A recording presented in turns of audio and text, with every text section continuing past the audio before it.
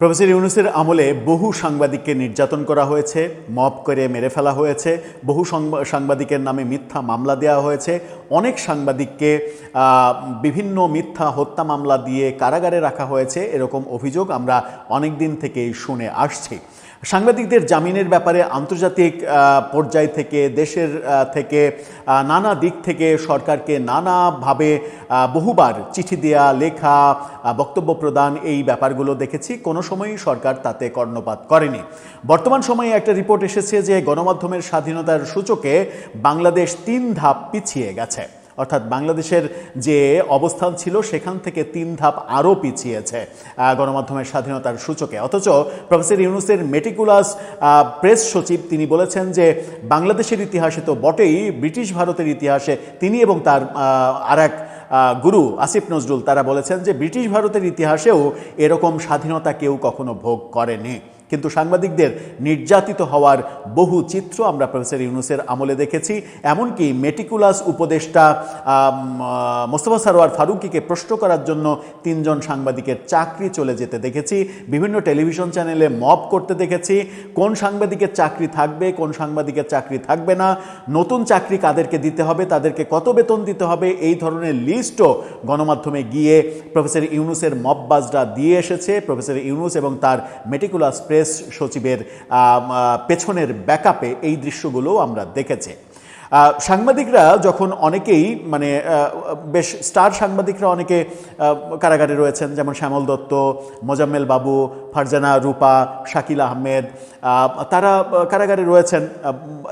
খুবই সিনিয়র সাংবাদিক, ঘাতক দালাল নির্মূল কমিটির প্রধান হওয়ার কারণেই যিনি কারাগারে রয়েছেন, শাহরিয়ার কবির, তারা কারাগারে রয়েছেন।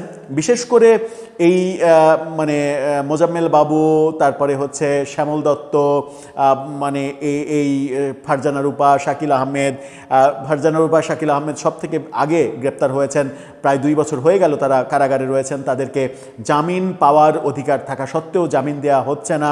এরকম মুহূর্ত যখন আমরা আলোচনা করছি এবং সম্প্রতিও বিভিন্ন আন্তর্জাতিক সাংবাদিক ফোরাম থেকে দাবি করা হচ্ছে সাংবাদিকদের অধিকার নিশ্চিত করতে হবে, তাদের কথা বলার অধিকার দিতে হবে, তাদের জেলে রাখা যাবে না, এই ব্যাপারগুলো হচ্ছে। কিন্তু হঠাৎ করেই গতকালকে আমরা দেখলাম যে বর্তমান মাননীয় প্রধানমন্ত্রীর উপদেষ্টা জাহিদুর রহমান, ডাক্তার জাহিদুর রহমান, তিনি বলছেন যে কোনো সাংবাদিক মানবতা বিরোধী অপরাধ করেছেন। অর্থাৎ কোনো সাংবাদিকের বিরুদ্ধে মানবতা বিরোধী অপরাধের দায় দেওয়ার স্কোপ রয়েছে। এখন তার দায়িত্ব বোধহয় বর্তায় যে কোন সাংবাদিক মানবতা বিরোধী অপরাধ করেছে, কোন সাংবাদিক স্পটে গিয়ে কাকে মেরে ফেলেছে, কোন সাংবাদিক শেখ হাসিনার আমলে হাতে বন্দুক নিয়ে রাস্তায় রাস্তায় মানুষ মেরে বেরিয়েছে। এই ব্যাপারগুলোর তথ্য প্রমাণ তার এখন দেয়া বোধহয় উচিত। তিনি যে মন্তব্য করলেন সেই মন্তব্যটা দেশের জন্য খুবই বিপজ্জনক। কারণ সাংবাদিকরা যখন মানবতা বিরোধী অপরাধ করে ফেলবেন তখন তো সাংবাদিকতা পেশায় আগামী প্রজন্ম যেতে ভয় পাবে, বর্তমানে যারা সাংবাদিকতা করছেন তারা ভয় পাবে, এই ব্যাপারগুলো ঘটবে। আদতে তিনি কি বলছেন চলুন একটু জেনে দেখার চেষ্টা করি, এই ভিডিওতে বোঝার চেষ্টা করি আসলে তার বক্তব্যের ভাষাটা কি ছিল। থাকবেন পলিটিক্স টিভির নিয়মিত আয়োজনে।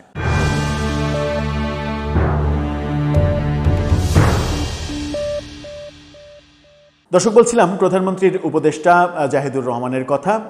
খুবই জ্ঞানী, মার্জিত একজন মানুষ। যদিও সাম্প্রতিক সময়ে খুবই দেখা যাচ্ছে যে আওয়ামী লীগের নামই শুনতে পারেন না, আওয়ামী লীগকে দল হিসেবে তিনি স্বীকৃতিই দিতে চান না।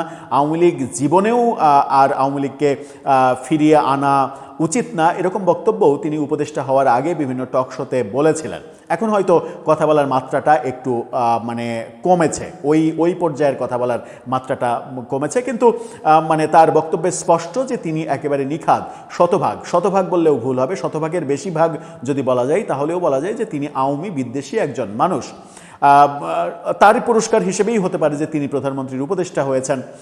কিন্তু প্রধানমন্ত্রীর উপদেষ্টা যখন হয়েছেন তার মতো একজন জ্ঞানী মানুষ, বুদ্ধিজীবী মানুষ, তার মতো একজন স্মার্ট, খুবই সুন্দর বাচনভঙ্গির মানুষ, মোটামুটি নিরপেক্ষভাবে কথা বলার চেষ্টা করেন, এরকম একজন মানুষ শুধুমাত্র তারেক রহমানের উপদেষ্টা হওয়ার কারণেই যদি পরবর্তী কোনো সরকার বলে যে এই মানে টকশো করে বিভিন্ন করে জাহিদুর রহমান তাকে গ্রেপ্তার করে কারাগারে পাঠিয়ে দাও, মানে আপনি তো আপনার এখন দায়িত্ব তো সরকারের পক্ষে ন্যারেটিভ তৈরি করা, সরকারের পক্ষে বয়ান দেয়া, সরকারের পক্ষে নানা ধরনের বক্তব্য দিয়ে সরকারের পক্ষে সেগুলো যায় সেটা নিশ্চিত করা, সেটাই তো আপনার কর্তব্য। তো সেই কর্তব্য যখন আপনি করছেন, আপনি যখন কোনো অপরাধের সঙ্গে জড়িত নন, শুধুমাত্র সরকারের পক্ষে কথা বলার জন্য আপনাকে কেউ যদি চায় কারাগারে পাঠাতে হবে, তাহলে কি তাদের সেই কর্মকাণ্ডকে আপনি বৈধ বলবেন? নিশ্চয়ই বলবেন না। নিজের বেলায় হলে তো বলবেনই না, অন্যের বেলাতে হলেও বলার কথা নয়।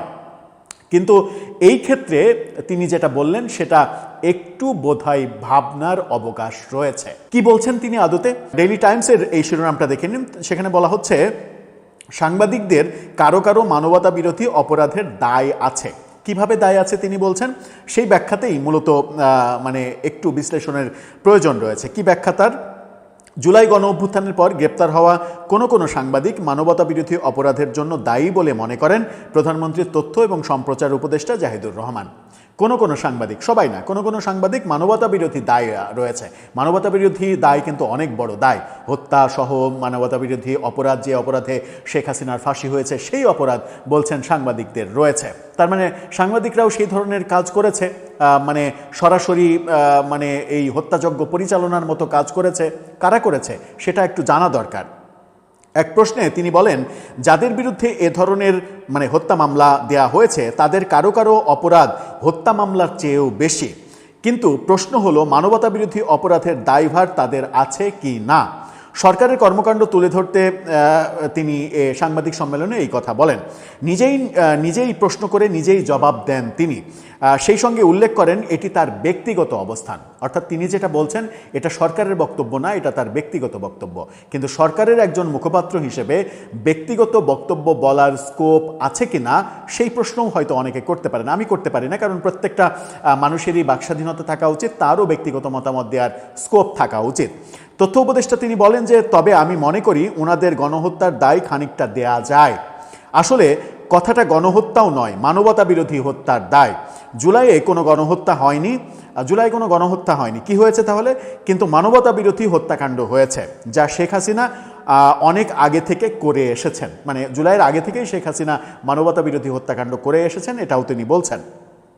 তিনি বলেন গুম আগে থেকে হয়েছে, এটি সিস্টেমেটিক অপরাধ, মানবতা বিরোধী অপরাধ, আর জুলাইয়ে তো হত্যাকাণ্ড হয়েছে। দ্বিতীয় বিশ্বযুদ্ধের উদাহরণ টেনেও জাহিদুর রহমান বলেন, নুরেমবার্গ ট্রায়াল এবং টোকিও ট্রায়াল যখন হচ্ছিল তখন সেসব হত্যাকাণ্ড সংগঠনের ক্ষেত্রে যারা কোনো না কোনো ফর্মে ন্যারেটিভ তৈরি করেছিল তাদেরও কিন্তু বিচারের আওতায় আনা হয়েছিল। অর্থাৎ তিনি মোদ্দা কথায়, আমি আর তার বক্তব্যে যেতে চাই না, তিনি মোদ্দা কথায় যেটা বলতে চাইছেন সেটা হচ্ছে শেখ হাসিনার সরকার যে কর্মকাণ্ড করেছে সেই কর্মকাণ্ড যারা সমর্থন করেছে কিংবা শেখ হাসিনার সরকারের পক্ষে যারা কাজ করেছে, শেখ হাসিনার সরকারের মানে পক্ষে বয়ান তৈরি করেছে, ন্যারেটিভ তৈরি করেছে, শেখ হাসিনা সরকারের প্রশংসা করেছে। আমরা দেখেছি যে শেখ হাসিনার সংবাদ সম্মেলনে এরকম তত্ত্ব প্রতিষ্ঠিত হয়েছিল যে প্রশ্ন করতে আসিনি, প্রশংসা করতে এসেছি।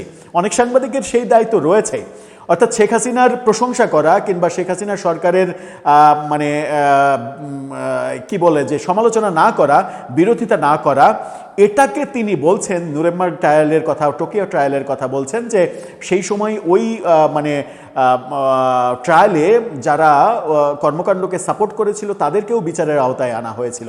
সেটার সঙ্গে তিনি বাংলাদেশের সাংবাদিকদের ওই যে যেগুলো আমরা ভিডিওতে দেখি যে সংবাদ সম্মেলনে শেখ হাসিনার স্তুতিগাথা গাচ্ছেন, শেখ হাসিনার প্রশংসা করছেন, প্রশ্নের বদলে প্রশংসা করছেন, এই ব্যাপারগুলো যারা করেছেন তারা তাহলে মানবতা বিরোধী অপরাধ, হত্যাকাণ্ডের যে ঘটনা সেই কাজগুলো করেছেন। জাহিদুর রহমান মূলত এটাই বোঝাতে চাইলেন যে শেখ হাসিনা সরকারের পক্ষে যে সকল সাংবাদিক ন্যারেটিভ তৈরি করেছেন তাদেরও বিচার হওয়া উচিত এবং তাদের মানবতা বিরোধী এই অপরাধের দায় রয়েছে, এই দায়ে তাদেরও বিচার হওয়া উচিত। এই বক্তব্য যখন একজন সচেতন মানুষ দিচ্ছেন তখন ওই যে প্রথমে যে কথা বললাম, এরপরে যদি মানে আপনি সরকারের একজন উপদেষ্টা, মানে সাংবাদিকরা তো সরকারের কেউ কর্মচারী ছিল না, সাংবাদিকদেরই যদি বলেন, তাহলে আপনি সরকারের উপদেষ্টা হিসেবে কাজ করছেন, সরকারের পক্ষে ন্যারেটিভ তৈরি করছেন, সরকারের বিভিন্ন তথ্যগুলো সাংবাদিকদের জানাচ্ছেন। এটা তো আপনি করছেন না, সরকার করছে। সরকারের মানে মুখপাত্র হিসেবে আপনি সেগুলোকে বলছেন কিংবা এক ধরনের সমর্থন করছেন। এই সরকার যদি কোনো খারাপ কাজ করে থাকে, সেই খারাপ কাজের দায় তো আপনার থাকার কথা নয়। কিন্তু এই যে বক্তব্যগুলো গণমাধ্যমে দেয়া এবং এগুলোকে সমর্থন করা, এর জন্য যদি পরবর্তীতে আপনাকে কেউ দায়ী করতে চায় যে সরকারের এই খারাপ কাজের জন্য ডাক্তার জাহিদুর রহমান দায়ী, তাকেও জেলে ভরে দাও, তাকেও মানবতা বিরোধী অপরাধে দিয়ে দাও, এই বক্তব্য যদি কেউ দেওয়ার চেষ্টা করে, আপনি কি সমর্থন করবেন?